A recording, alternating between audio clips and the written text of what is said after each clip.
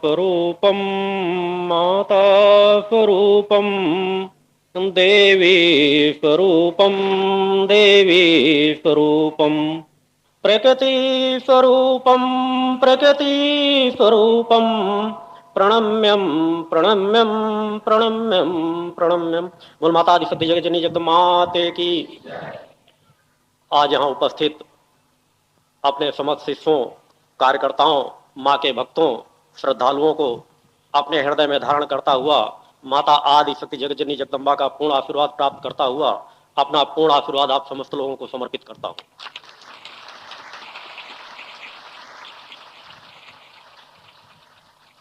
शारदीय नवरात्रि के ये पावन पवित्र क्षण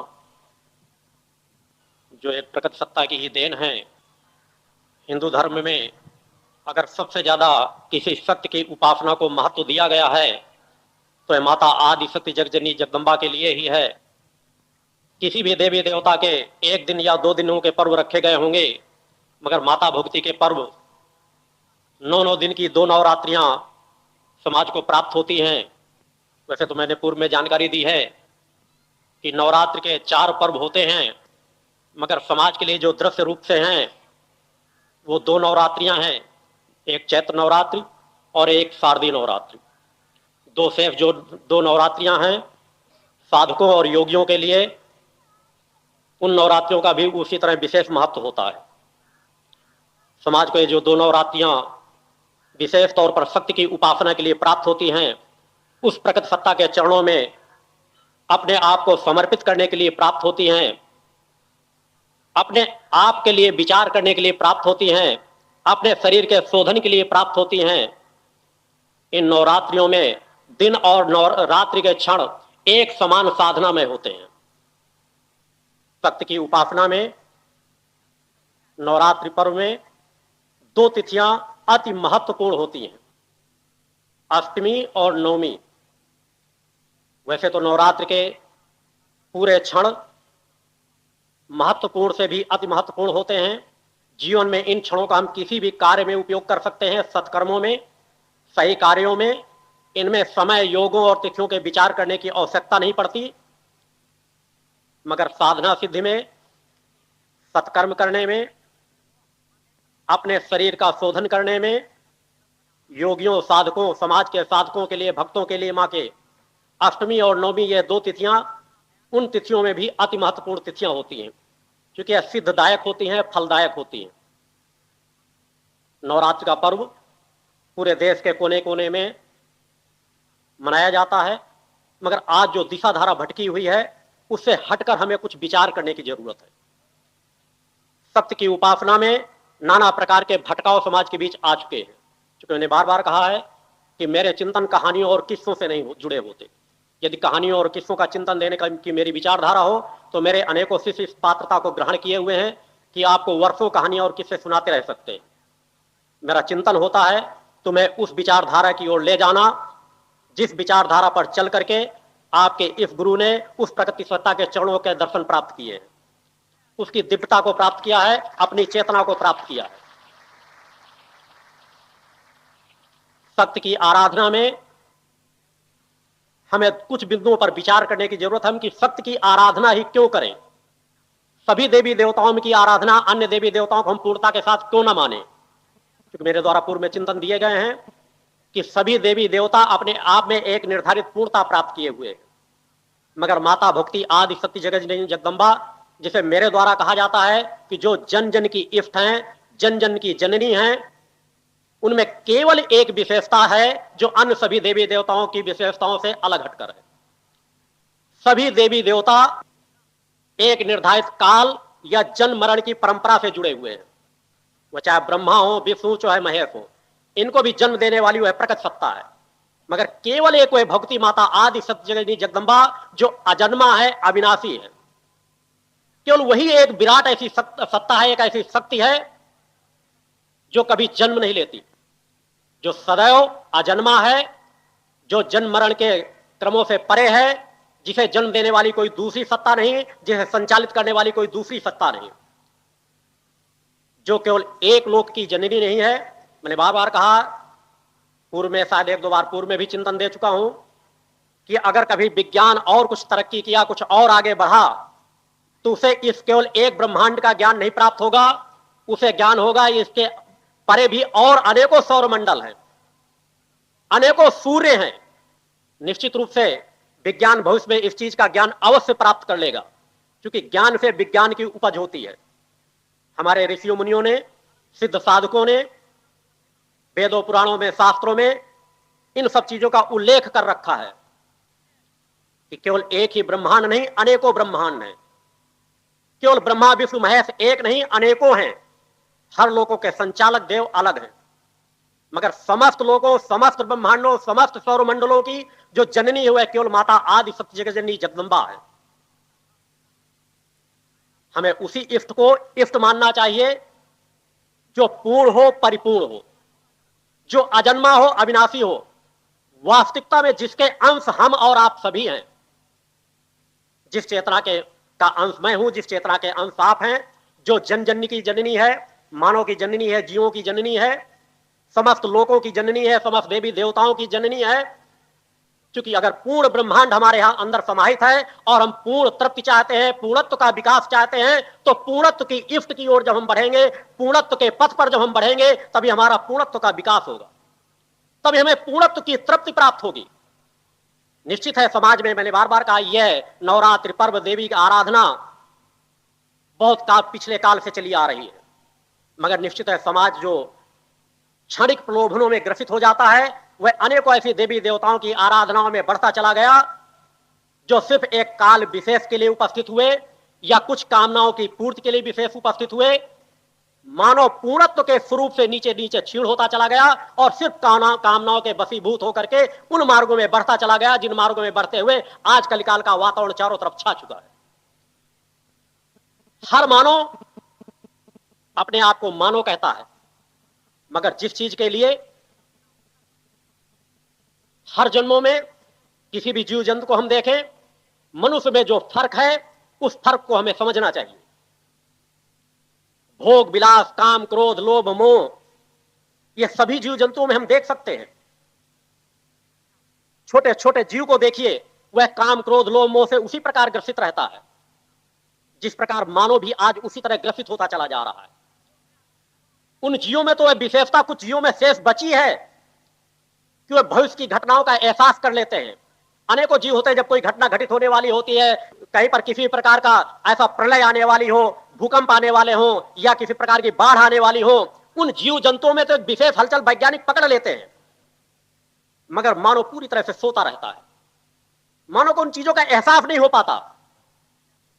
उन जीवों से मानव जीवन इतना महान है, जिसके लिए देवाधिदेवों के लिए, देवों के लिए भी कहा गया है कि मानव जीवन की प्राप्त करने के लिए वो भी तरसते हैं। तरसते मात्र इसलिए है कि मानव जीवन धर्म अर्जन के लिए बना हुआ है। मानव जीवन बना हुआ है अनेकों योनियों से गुजर कर, निकल करके उस मुक्ति मार्ग पर पहुंच जाने के लिए, उस दिव्य धाम को प्राप्त कर लेने के लिए, उस पूर्णत्व को प्राप्त करने के लिए, उस पूर्णत्व को प्राप्त करके उस पूर्णत्व का, मानवता का जीवन प्राप्त करने के लिए कि हम भूत भविष्य वर्तमान की अनेकों जानकारियों को खुद हासिल कर सके और उसी तरह अपने जीवन को संचालित कर सके। मगर जन्म दर जन्म समाज, मनुष्य जो नीचे स्तर में गिरता चला जा रहा है, उसकी याददाश्त, कल्पना, विचार शक्ति, कार्य करने की शक्ति केवल एक पक्ष में सीमित होती जा रही है और धीरे धीरे करके वह भी विनाश की ओर बढ़ती चली जा रही है। जो भौतिक उसके प्रलोभन थे, भौतिक कामनाओं की लालसा थी या केवल भौतिकतावाद के पीछे भाग रहा था, धीरे धीरे करके वह भौतिकतावाद भी उससे क्षीण होता चला जा रहा है, उसमें भी उसकी पकड़ क्षीण होती चली जा रही है।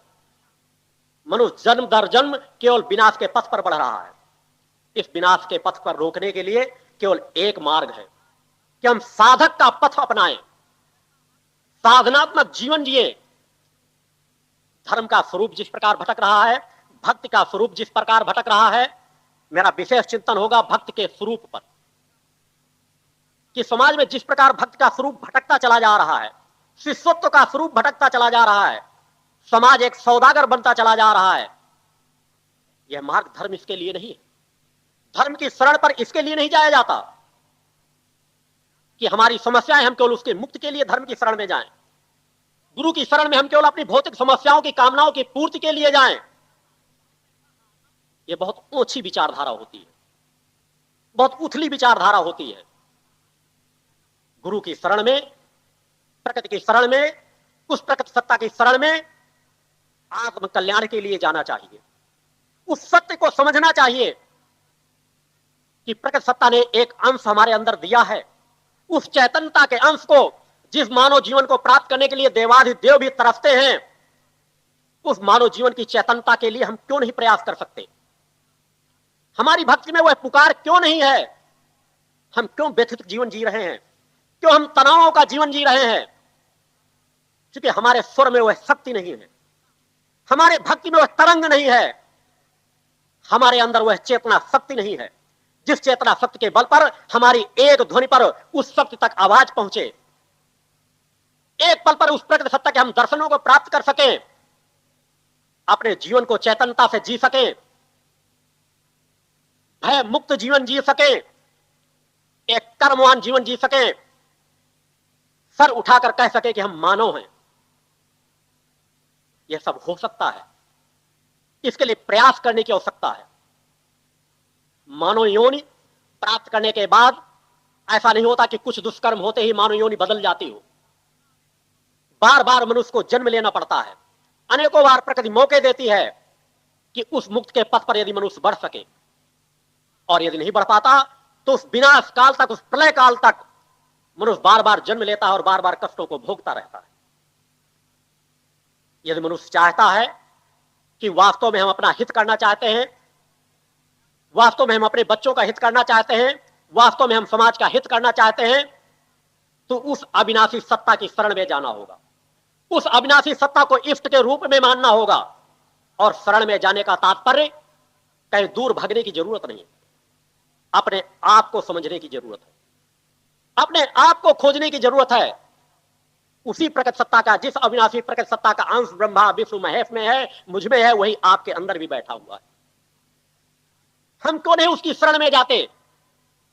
हम क्यों नहीं उसके सामने याचक बन जाते? इस त्रिगुणात्मक प्रकृति को हम क्यों नहीं समझते, जो तमोगुण, रजोगुण और सतोगुणों से परिपूर्ण है? हम क्यों नहीं सतोगुणों का आधिपत्य अपने ऊपर अधिकार जमा लेते? यह सब कुछ हम कर सकते हैं। इसके लिए हमें कदम उठाना ही होगा। निश्चित है, मैंने पूर्व जीवन में के बारे में जो इस चिंतन समाज को दिया है, मैंने कभी नहीं कहा मैं किसी देवी देवता का अवतार हूं। मैंने अनेकों मंचों से कहा है कि मैं ऋषित्व का जीवन जीता था, ऋषित्व का जीवन जीता हूं और ऋषित्व का जीवन जीता रहूंगा।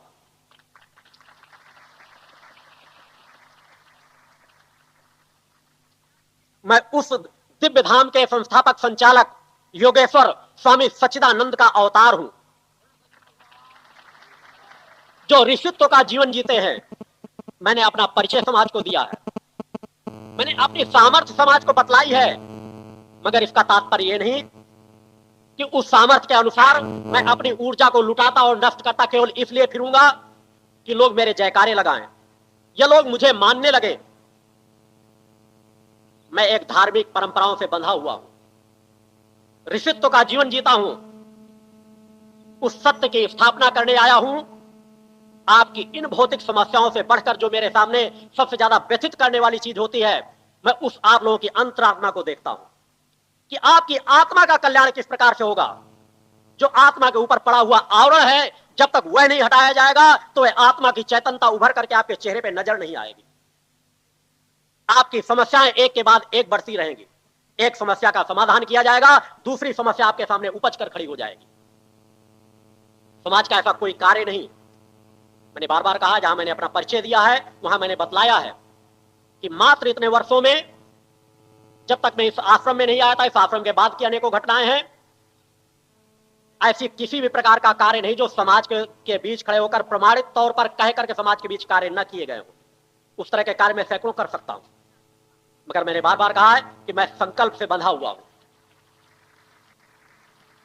मेरा संकल्प है सत्य की स्थापना, मेरा संकल्प है समाज में साधकों का निर्माण, मेरा संकल्प है कि समाज में जो सर झुकाकर चलते थे वह सीना तान करके चल सके। बोलो गुरुदेव भगवान की जय।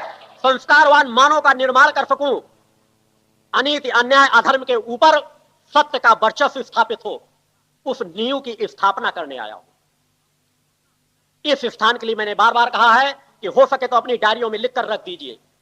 हो सकता है आप अपने सामने उस पूर्णत्व को न देख सकें, मगर आपके बच्चे देख सकेंगे तो आज मेरी कही हुई बातों को सत्यता का एहसास होगा कि आने वाले भविष्य में विश्व की धर्म धुरी कहलाएगी। बोलो गुरुदेव भगवान की जय। जगह जगह जो मेरा जाना नहीं होता, यह जो आप अपनी कामनाओं को लेकर व्यथित होते हैं, मैं भी व्यथित होता हूं, मगर फिर भी मैंने बार कहा मेरी व्यथा किसी दूसरे मार्ग से जुड़ी हुई है। दिन रात मेरी जो एकांत की साधना है, मेरे एकांत के चिंतन है, मेरी चेतना की जो तरंगे हैं, वह आपकी आत्मा की चेतनता को प्रदान करने के कार्यों में लगी रहती है। यहां के वातावरण को जिस दिव्यता की ओर मुझे ले जाना है, उसे आज 5% ही चैतन्य कर पाया हूं। जिस क्षण पर इस आश्रम की जिस दिव्यता को मुझे प्रदान करना है, वह दिव्यता पूर्णत्व की ओर होगी। आप स्वतः देखेंगे विश्व के कोने के लोग आकर्षित होकर यहां उपस्थित होंगे। उस आकर्षण में वह सत्य और सामर्थ्य है। भूत भविष्य वर्तमान ऐसा कोई काल नहीं जिस काल की घटनाएं मैं भविष्य में बता नहीं चुका हूं। जीवन दान की घटनाएं जिस चीज की बार बार मेरे सामने रखी जाती है, हर नया समुदाय उपस्थित होता है और नई घटनाओं को देखना चाहता है। मैंने बार बार कहा, भविष्य की मेरे द्वारा किए गए उन कार्यों को देखो। तुम मुझे सामान्य मानो या दिव्य मानो, इससे मेरे लिए कोई फर्क नहीं पड़ता। मैं उस प्रकट सत्ता का कौन सा अंश हूं, प्रकट सत्ता के किस कार्य के लिए यहां आया हूं, वह प्रकट सत्ता मुझे उस रूप में मान रही है नहीं मान रही, केवल मेरी निगाहें उस ओर रहती है। तुम मुझे मान दो अपमान दो, इससे भी मेरे जीवन में कोई फर्क नहीं पड़ेगा। उस धैर्यता में कोई आंच नहीं आएगी। मगर 2 कदम यदि सत्य पथ पर कोई चलता है तो उसे 10 कदम अपनाकर 10 कदम की ऊर्जा प्रदान करता हूं। जो 2 कदम विरोध पथ पर चलता है, उसे 10 कदम पतन के मार्ग पर फेंकने की भी सामर्थ्य रखता हूं। बोलो गुरुदेव भगवान की जय। और समाज में आप स्वतः देखते चले जाए, खुली आंखों से देखें कि जो एक निष्ठा विश्वास से चला उसे क्या फल प्राप्त हुआ है, उसे कितनी आत्मिक चेतनता प्राप्त हुई है, और जो विमुख होकर के गया है उसके चारों तरफ दुर्भाग्य किस तरह छाता चला गया है। नवरात्रि पर्व हमें साधनामय जीवन व्यतीत करने के लिए प्राप्त होते हैं। आप लोग यहां जो उपस्थित हुए हैं, मन वचन और कर्म से इस दिव्य स्थल पर सात्विकता और पवित्रता बना करके रखेंगे। उस सत्य को एहसास करेंगे कि यदि हम गुरु की कृपा प्राप्त करना चाहते हैं, मैंने बार बार कहा कि मैं आप लोगों को प्रलोभनों के मार्गों से, यदि आपकी समस्याओं के उसमें, तो हर कार्य में, समाज में, हर शिविर में एक ऐसी समस्या को लाकर खड़ा कर सकता हूं और उसको तत्काल पूर्ण कर दूं। आप जय जयकारे लगाते हुए यहां जाएंगे, मगर उससे आपके हाथ में कुछ नहीं लगेगा। मैंने जब तक मुझे प्रकट सत्ता से स्वतंत्रता मिली हुई थी, मैंने समाज के बीच कार्य किया है। समाज के बीच अनेकों शिष्य यहां उपस्थित हैं। वह घटनाएं अगर चाहेंगे तो शिष्य अनेकों बता देंगे जिनसे आप लोग मिल सकते हैं। मगर मैं उसी एक किसान की तरह कार्य कर रहा हूं। जिस तरह अगर एक किसान के 10 बच्चे हों, वह भूखे भी हो, और अगर उसके पास कुछ बीज सुरक्षित बचा है तो फिर भी कभी बीज को नष्ट नहीं होने देता। बीज को सबसे पहले अपने खेतों में बोएगा जाकर के, भले बच्चों से कह दे एक समय भोजन करो। मुझे भी आप लोगों की व्यथाएं व्यथित करती हैं। पूर्णत्व को प्राप्त करके भी अगर मैं अपने आप से कभी व्यथित नहीं रहा, आप लोगों की समस्या मेरे अंतर्मन को व्यथित करती है। दुखी होता हूं, मगर मैं संकल्प से बंधा हुआ हूं। मां के चरणों पे अगर मेरी ऊर्जा, जो मेरी तरंगे समाज में डाली जाती है, वो केवल एक कार्य के लिए है कि समाज का आत्मिक कल्याण हो। जो वह प्रकट सत्ता के अंश जो एक बंधन के रूप में समाज में पड़े हुए हैं, उन बंधनों से उन चेतनाओं को मुक्त करा सकूं।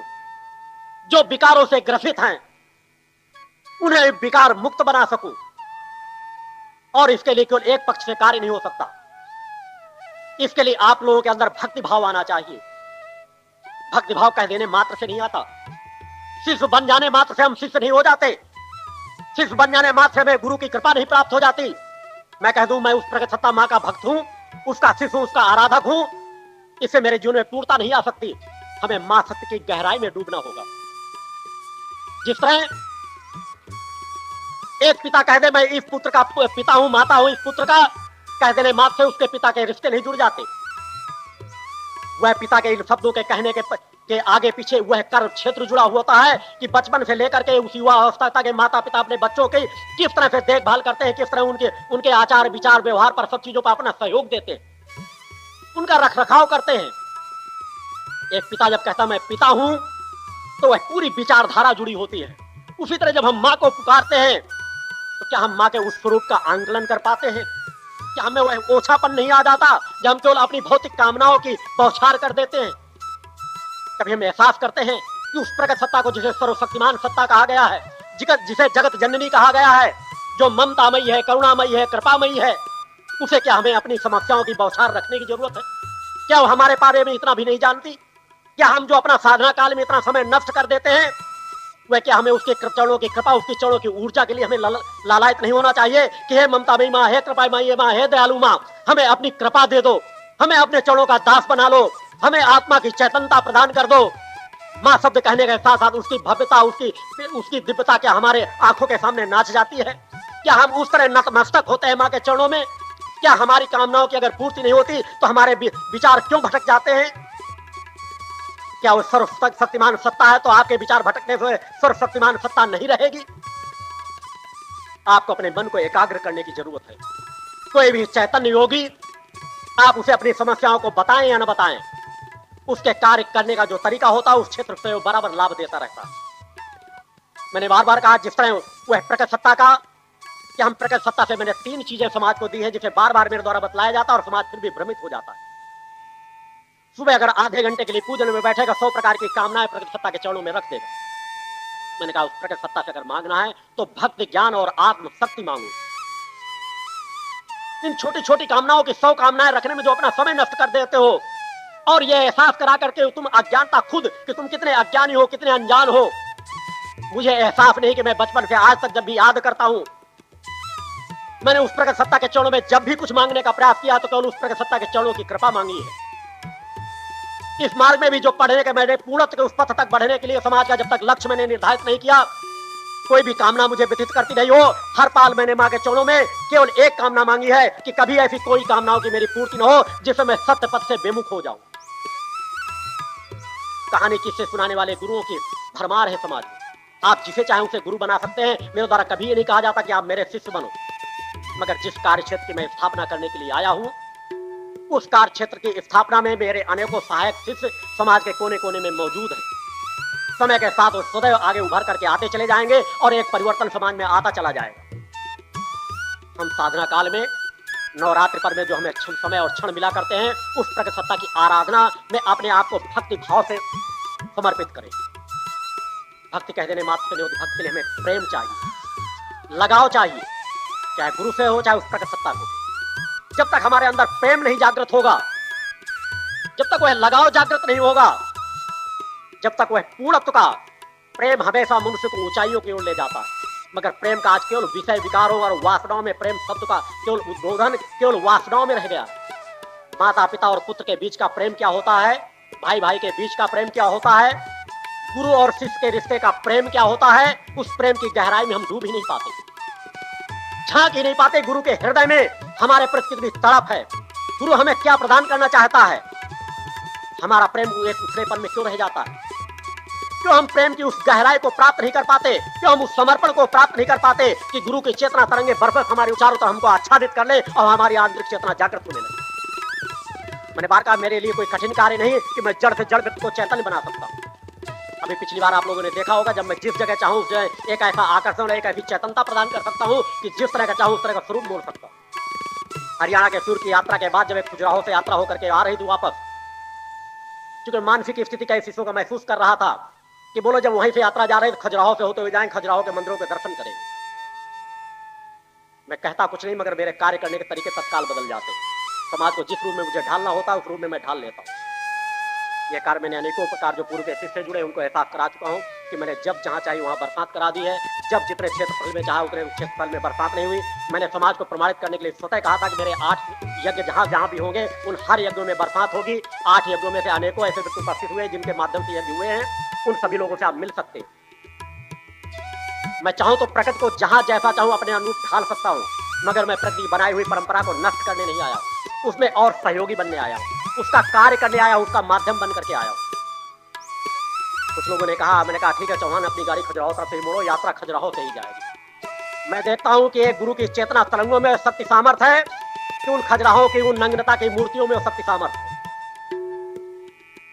यात्रा को जाकर खजुराहो के बीच में रोका गया और जो सैकड़ों हजारों जो शिष्य थे वो खुद उस क्षणों के साक्षीभूत हैं कि कुछ क्षणों में जो वेदना, जो तड़प मेरे प्रति उनकी जागृत हुई कि वह व्यक्ति रो रहे थे, तड़प रहे थे, जिनके आंखों से कभी आंसू नहीं देखे गए होंगे। कि हम बड़े हैं, कभी हमने रोया नहीं है। कुछ क्षणों में ही जो खजुराहो मंदिर के देखने आने जाने वाले इधर के तीर्थयात्री थे, वो घूम घूम करके आकर के वो दरख्त के देखने के लिए खड़े होने लगे। मैंने चौहान से कहा, चौहान अपनी गाड़ी मोड़ो, ज्यादा समय देना यहाँ उचित नहीं, क्योंकि अगर ज्यादा समय दिया गया तो पूरा पूरा खजुराहो यहाँ उपस्थित हो जाएगा। बोलो गुरुदेव भगवान की जय। मैं जिस क्षण चाहूं, जहां चाहूं, वैसे अपने अनुरूप समाज को मोड़ सकता हूं। आप लोगों को भी तत्काल उस दिशा में मोड़ सकता हूं। माँ का ऐसा भक्त बना सकता हूं कि आप तड़पेंगे, व्याकुल होंगे माँ के चरणों में, कभी इस आश्रम से जाने की बात भी नहीं करेंगे, मगर इससे आपका कर्म पक्ष नष्ट हो। मैं कर्मवान बनाने आया हूं, झलकियां दिखा देता हूं, एहसास करा देता हूं कि मेरे लिए कोई कार्य असंभव नहीं, मगर जो कुछ मैं करता हूं माता आदि शक्ति जगजननी जगदम्बा की कृपा से करता हूं। इस स्थूल शरीर की कोई शक्ति और सामर्थ्य नहीं, जो कुछ पाया है मैंने उस प्रकट सत्ता से पाया। उन चेतना तरंगों में शक्ति सामर्थ्य है कि आप सब लोगों को चेतनावान बना सकती है, मगर उन चेतना तरंगों को ग्रहण तो करें, अपने अंदर वह आकर्षण तो पैदा करें, अपने अंदर वह लगाव तो पैदा करें। केवल शिष्य बन जाने से कल्याण नहीं होता, केवल भक्त बन जाने से कल्याण नहीं होता। कि हम माँ के दरबार में आ गए और उससे हमारा कल्याण हो जाएगा। आकर्षण करने की शक्ति हो। मेरे एकांत की जो साधना होती है उससे मेरे कार्य केवल चेतना तरंगों के माध्यम से होते हैं। आप लोग मेरे नजदीक आते हैं, अनेकों ऐसे शिष्य आते हैं कि जहां से चेतना तरंगे तत्काल रिटर्न होने लगती है, वापस होने लगती है। उनके अंदर इतनी भी पात्रता नहीं कि इस आश्रम में आकर के भी मेरी चेतना तरंगों को ग्रहण कर सके। अनेकों ऐसे शिष्य हैं जो पूर्णतः उन चेतना तरंगों को ग्रहण करते हैं। उस चेतना तरंगों को ग्रहण करने की पात्रता सभी लोग प्राप्त कर सकते हैं। मैंने बाबा का मैं साधक का जीवन जीता, मेरे कार्य करने के तरीके अलग हैं। मैं आप लोगों के साथ ज्यादा समय बैठता हूं या न बैठता हूं, आप लोगों को चरण स्पर्श कराने का मौका देता हूं या न देता हूं, मगर मेरे एकांत के चिंतन आपके एक एक क्षण का मूल्य देने के लिए तत्पर रहते हैं, और वह चेतना तरंगों के माध्यम से होती है। मैंने बाबा का मैं एक बूंद जल किसी का ऋण नहीं रखता, एक क्षण किसी का ऋण नहीं रखता। जिन क्षणों से अगर आप घर से यहाँ की ओर यात्रा करें, जितने क्षण यहाँ रुकेंगे, जितने क्षण यहाँ जाएंगे, उन क्षणों को जितना आप लोगों के अंदर पात्रता होगी, उस पात्रता से 10 गुना ज्यादा फल देने के लिए सदन तत्पर है। बोलो गुरुदेव भगवान की जय। आप लोग एहसास करें, धीरे धीरे आप लोगों के अंदर परिवर्तन आता चला जाएगा। उस प्रकट सत्ता को इष्ट के रूप में माने तो, गुरु को गुरु के रूप में माने तो, वह प्रेम और स्नेह तुम्हारे अंदर जागृत तो हो। मैं किसी भी गरीब को धनवान बना सकता हूँ, मेरे लिए कोई कठिन कार्य नहीं है। अनेकों कार्य, किसी भी बेरोजगार को नौकरी दिला सकता हूँ, मगर एक नहीं सैकड़ों प्रमाण हैं जिन्हें 2 कदम मैंने आगे बढ़ाया, वो केवल भटक गए। इसी वजह से मैं आश्रम में आने के बाद अपने संकल्प को इतना उस संकल्पों से अपनी ऊर्जा को मैंने बांध दिया है कि चेतना तरंगों के माध्यम से कार्य करूंगा। उस संकल्प के माध्यम से कार्य करूंगा कि माँ के दरबार में आओ और माँ के मूल ध्वज में अपने आप को नतमस्तक करो और माँ के याचक बनो, माँ के चरणों में प्रार्थना करो। यह तुम्हारी सच्ची भक्ति उस माँ के प्रति होगी तो हर भक्त का मैं अपने आप को सेवक समझता हूँ, उसका सहायक बनने के लिए हर पल में तैयार रहता हूँ, मगर उनमें छल ना हो, दिखावा ना हो। आप एक क्षण के लिए बहुत ज्यादा भक्ति भाव आपके अंदर जाकर हो जाता है, महीने 15 दिन में भक्ति भाव कहाँ चला जाता है? वह स्थायित्व तो जिस दिन आप लोगों ने प्राप्त कर लिया, जितना हमारे अंदर स्थायित्व आता जा रहा है वो बढ़ेगा घटेगा नहीं। आप स्वतः देखेंगे चेतना प्रवाह आप लोगों के अंदर प्राप्त होता चला जाए। आपका गुरु कहता है कि एक नहीं अनेकों जन्म अगर कोढ़ियों अपाहिजों का जीवन जीना पड़े, जितना बड़ा कष्ट भी हो। मैंने बाबा का जिस प्रकार सत्ता का मैं उपासक हूँ, जिस प्रकार सत्ता का मैं आराधक हूँ, जिस प्रकार सत्ता का मैं रचना हूँ, मैंने बार बार कहा कि किसी भी देवी देवताओं पर विजय प्राप्त करना मेरे लिए क्षण भर का कार्य है। कोई भी देवी देवता मुझे व्यथित नहीं कर सकते। जिस चीज का मैं निर्णय ले लूं, जिस कार्य का मैं संकल्प ले लूं, जिस चीज का मैं संकल्प लेकर कह दूं ऐसा करूंगा, कोई देवी देवता उसमें बाधक नहीं बन सकते। मगर एक सर्वशक्तिमान सत्ता है, वह माता आदि शक्ति जगजननी जगदम्बा, जिसे आज तक न कोई पार पाया ना आज तक कोई पार पा सकेगा, जिसके सामने सब नतमस्तक होते हैं। गुरु का स्थान देवी देवताओं से बढ़कर माना गया है। गुरु को कहा गया है देवता भी रूठ जाए तो गुरु मना सकता है, यदि गुरु रूठ जाए तो उसे कोई ठीक नहीं कर सकता। मैंने कहा एक सर्वशक्तिमान सत्ता है, समाज की यह भ्रांति है। गुरु से बढ़कर एक सर्वशक्तिमान सत्ता है, वह माता आदि शक्ति जगजननी जगदम्बा है। वह ऋषि मुनि हो, योगी हो, सत्य सन्यासी हो, देवी देवता हो, सब जिस चरणों पे नतमस्तक होते हैं, जिसे आज तक न कोई पार पाया न पार पा सकेगा। मगर कम से कम उस प्रकार सत्ता की मैंने इतनी कृपा अवश्य प्राप्त की है कि आप अपने गुरु के सामने कहने की सामर्थ्य नहीं रखते कि कह सके कि गुरु हमारे सामने चाहे जितनी प्रकार की भ्रांतियां पैदा कर दे, चाहे जितने प्रकार के संघर्ष पैदा कर दे, हमारे अंदर जो प्रेम स्नेह हमने जिस लक्ष्य का बीड़ा ठाना है, हमने जो संकल्प लिया है, उसे हमें कोई विमुख नहीं कर सकता। मगर आपका गुरु उन्हीं बच्चों के साथ कहता है, इसमें गर्व और घमंड नहीं होता। वह ममता की वह तरंगे है, वह किरणें हैं जिनको मैं सत्यता के साथ, जिनको मैंने अपने हृदय में स्थापित किया है कि एक नहीं अनेकों जन्म कोढ़ियों का व्यतीत करने के लिए दे दिया जाए, अपाहिजों का व्यतीत करने का दे दिया जाए। उस माता आदि शक्ति जननी जगदम्बा में अगर कोई शक्ति सामर्थ है तो मुझे अपने पे विमुख करके देखे। बोलो गुरुदेव भगवान की जय। यह शक्ति तुम्हें को नहीं आती, इसलिए कि तुमने हृदय में उस शक्ति की स्थापना नहीं की। जिस जन उस हृदय में उस शक्ति की स्थापना कर लोगे, अपने जीवन का एक एक पल उस शक्ति की कृपा से जी रहे होगे कि अगर मैं जीवन जी रहा हूं तो उस प्राकृतिक सत्ता की कृपा पर, अगर एक शब्द बोल रहा हूं तो उस प्राकृतिक सत्ता की कृपा पर, अगर एक कदम चल रहा हूं तो उस प्राकृतिक सत्ता की कृपा पर, उस स्नेहमयी ममता की कृपा पर। और उस कृपा को अगर पूर्णता से तुमने हृदय में स्थापित कर लिया है, उस हृदय का एक भी कोना सिर्फ किसी दूसरे बिंदु को स्थापित करने के लिए तुमने छोड़ा नहीं है, तो दुनिया की कोई ताकत नहीं जो तुम्हें विमुख कर सके, दुनिया का कोई संघर्ष नहीं जो तुम्हें विमुख कर सके। तभी तुम चल सकोगे सत्य पथ पर, तभी तुम चल सकोगे जन कल्याण के पथ पर, तभी तुम उस मेरी विचारधारा भक्ति मानव कल्याण संगठन की विचारधारा पर ढल सकोगे। इस कलिकाल में नाना प्रकार की भ्रांतियां फैली कि देवी माता सवार हो जाती है लोगों पर। नवरात्र में जगह जगह इन चीजों को देखेंगे, ऐसा कभी नहीं होगा। कोई भी शक्ति कभी किसी पर अभुआती नहीं, किसी पर सवार नहीं होती।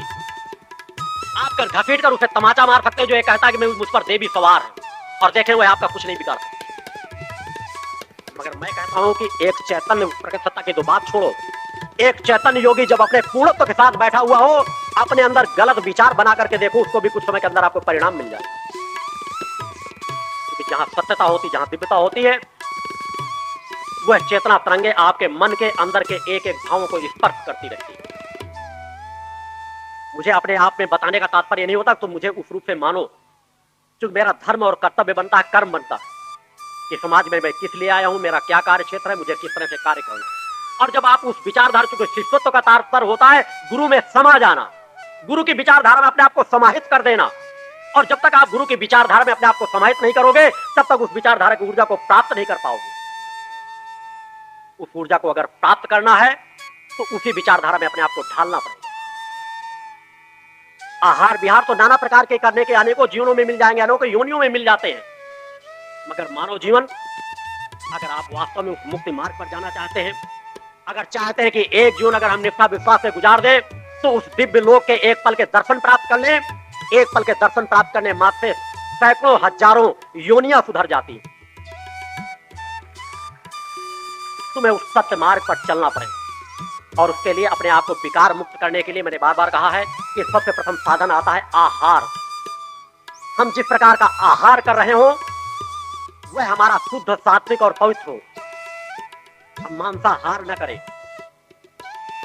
सबसे प्रथम हमारे जीवन में अगर आता तो आहार पे हमें सुधार करना चाहिए, और फिर अन्य जो मैंने नियम मैंने अष्टांग योग बताया है, जिसका विस्तार के चिंतन पूर्व में दिया है कि धर्म मार्ग में बन रहने के लिए मात्र एक मार्ग है जो हर काल में रहा है, जो ना कभी परिवर्तन हुआ है ना कभी परिवर्तित होगा, बाकी सब कुछ परिवर्तित है। क्योंकि जो अंतर चेतना है उस तक पहुंचने का भी एक मूल मार्ग है अष्टांग योग, यम नियम प्राणायाम प्रत्याहार धारणा ध्यान समाधि की जो मार्ग है, उसमें यम नियम के विस्तार का मैंने चिंतन आप लोगों को समाज को दिया है। मैंने बताया कि आहार आपका शुद्ध और सात्विक होने, जो आप विकार मुक्त हो जाते हैं, आपके विचार बदल जाते हैं, कभी आपके अंदर समर्पण जागृत होता है, कभी आपके अंदर दुर्भावना जागृत होती है। ये आपके अंदर विकार जो पैदा होते हैं वह सिर्फ आपके आहार का परिणाम होते हैं। आप कहेंगे हम तो बहुत शुद्ध सात्विक आहार करते हैं, मगर मैंने बार बार कहा कि मनुष्य जन जन के कर्म संस्कारों से बधा हुआ है। उन कर्म संस्कारों को समझने की जरूरत है, क्योंकि मैंने बार बार मैं भ्रांत में प्रलोभनों में समाज को अपने साथ नहीं जोड़ता। उस सत्य को तुम्हें समझना होगा जो भ्रांति समाज में पैदा कर दी गई है धर्म की, कि बस गुरु को प्राप्त कर लो, शिष्यत्व प्राप्त कर लो, आपको मुक्ति प्राप्त हो जाएगी, या कोई शिष्य कहते अपनी समस्याओं को लेकर के आओ, मैं तुम्हें तुम्हारी समस्याओं को दूर कर दूंगा। समाज में ठगने लूटने वाले आपको हजारों लाख गुरु मिल जाएंगे। अगर आपकी अंतरात्मा एकांत में सोचे, अगर आपकी अंतरात्मा कहे कि इस स्थान पे आकर के हमें कुछ सात्विकता का एहसास होता है, कुछ पवित्रता का एहसास होता है, या यहाँ के मार्गदर्शन में चलकर हमारे जीवन का कल्याण हो सकता है, तभी आप मेरी विचारधारा से जुड़े। उसके लिए आपके अंदर एक भक्ति, तीव्र भक्ति भाव पैदा करना पड़ेगा, वह प्रेम भाव पैदा करना पड़ेगा। और आहार के साथ साथ आप जो नित्य एक समाज राक्षसी प्रवृत्ति की ओर जा रहा है कि कोई मरे या जिए उससे कोई फर्क नहीं पड़ता। आज चूंकि राक्षसों की भी प्रवृत्ति देख चुके, आज का जिस तरह भौतिकतावाद का युग है तो परिस्थितियां केवल बदल गई। पहले राक्षस देखने में बड़े विभत्स दिखाई दिया करते थे या शस्त्र लिए रहा करते थे, मगर वह विचारधारा आज नग्नता की ओर बढ़ गई। महानगरों में आप देखें रात में 12 बजे, 1 बजे, 2-2, ढाई 3-3 बजे रात तक नाच गाने, बियर उड़ रही है, शराब उड़ रही है, नृत्य कर रहे हैं, नाच रहे हैं, कोई मर रहा है, जी रहा है। समाज में अनेकों कितने परिवार जो एक समय के लिए भोजन के लिए मोहताज हैं, कहाँ क्या समस्याएं आ रही हैं, उनसे उनके जीवन में कोई फर्क नहीं पड़ता। राक्षस भी रात्रि को जागा करते थे, वो हल्ला मचाया करते थे, नृत्य करते थे, मग्न रहते थे, शराब पीते थे और किसी दुनियादारी से उनको कोई मतलब नहीं रहता। आज समाज भी उसी राक्षसी स्रोत की ओर जा रहा है। 1 बजे 2 बजे रात तक जागेगा, बियर पिएगा, नाच गाना करेगा, ये सब राक्षसों के कार्य हितों से, और सुबह स्नान करके 9 बजे बिस्तर पर सोएंगे। हम कैसे सत्य को प्राप्त कर लेंगे? एक गुरु आपको चेतना तरंगे फेंकने के लिए प्रातः 3 बजे से जग जाता है, 2:30 और 3 बजे से जग जाता है और नित्य अपने कार्यों से, अपने उसमें होकर के साधना में जीवन व्यतीत करता हुआ समाज के लिए कार्य कर रहा होता है और समाज तान कर चदर सो रहा होता है। वो चेतना तरंगे आपके अंदर प्रवेश कैसे करेंगी, जिनका एक निर्धारित समय और काल होता है कि जिन क्षणों पर अगर चेतनता से मनुष्य जीवन जिए तो उन तरंगों को कई गुना ज्यादा फल प्राप्त कर सकता है। मैंने समाज को कहा है कि आपके अंदर का धर्म, जिस चीज को आप सत्य को धारण करने चाहते हैं, वह पूर्णता से तब तक धारण नहीं होगा जब तक आप सूर्योदय से पहले जगने की आदत नहीं डालेंगे। क्योंकि विचार है, जब तक इन विचारों को आप ग्रहण नहीं करेंगे, आप आए और 2-4 कहानियां शिष्यों से सुने और अपने घर चले जाए, क्षणिक आपकी भावना जागृत हो जाए, भाव पक्ष आपके अंदर जागृत आ जाए, मगर आपके जीवन में परिवर्तन आए।